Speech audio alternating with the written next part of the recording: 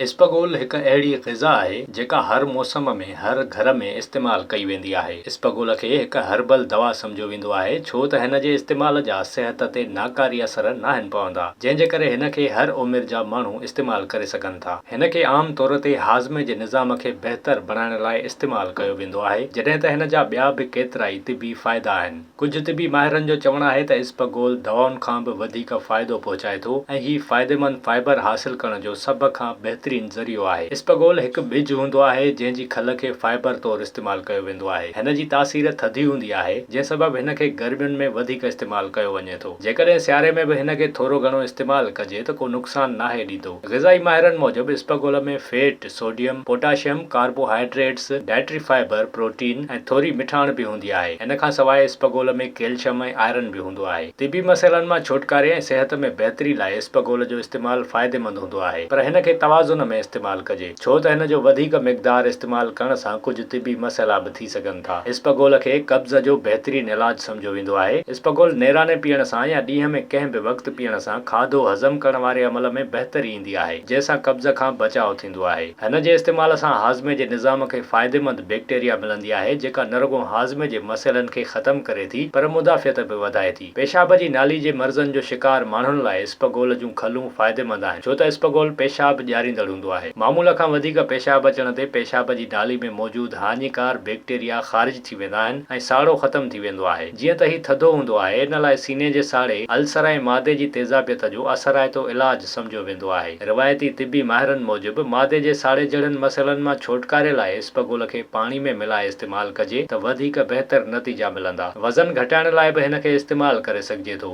इन लाइ ख़ाली पेट इस्तेमाल कयो वञे, जंहिंसां बुख खे कंट्रोल करे सघिबो ऐं इन सां माण्हू घटि खाईंदो। तिबी तहक़ीक़ मूजिबि इस्बगोल कोलेस्ट्रोल लेवल कंट्रोल करण में मददगार हूंदो आहे, जॾहिं त शुगर जे मरीज़नि लाइ बि फ़ाइदेमंद आहे। इस्बगोल जिस्म में इंसुलिन ऐं शुगर जी लेवल तवाज़ुन में रखंदो आहे। इस्बगोल खे दिलि जी सिहत लाइ बहितर सम्झो वेंदो आहे छो त जिस्म में हानिकार कोलेस्ट्रोल जी सतह खे घटाईंदो आहे ऐं फ़ाइदेमंद कोलेस्ट्रोल जी सतह में बहितरी आणींदो आहे। इस्बगोल खे कुझु औरताणनि मसइलनि जो बि हल सम्झो वेंदो आहे, जॾहिं त कैंसर जे ख़तरनि में घटिताई लाइ बि इस्बगोल खे फ़ाइदेमंद सम्झो वञे थो।